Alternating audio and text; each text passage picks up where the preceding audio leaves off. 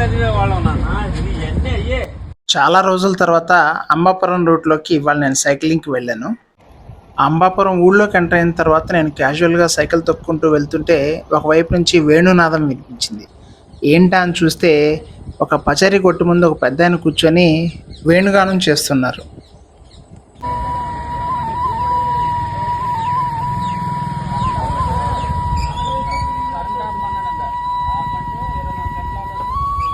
కావాల దగ్గర అమెరికాలో అటు పోయిన వాళ్ళు ఉంటారు కదా, వాళ్ళకి మన ఏ ఉండవంట అక్కడ.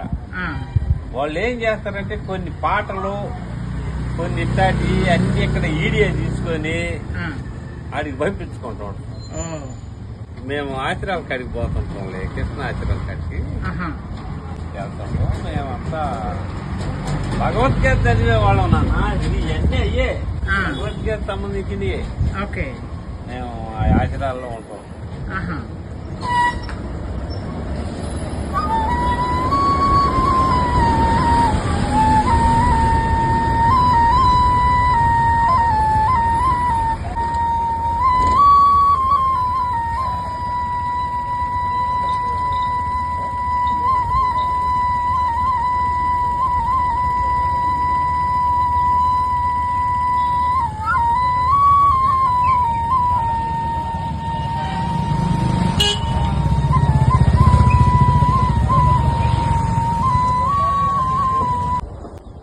ఆయన ఎంత విద్వత్తుతో వేణుగానం చేశారు అన్న దానికంటే కూడా ఆ పల్లెటూరులో ఆ షాప్ ముందు కూర్చొని పొద్దున ఆయన అలా వేణుగానం చేస్తుంటే ఎంత హాయిగా అనిపించిందో.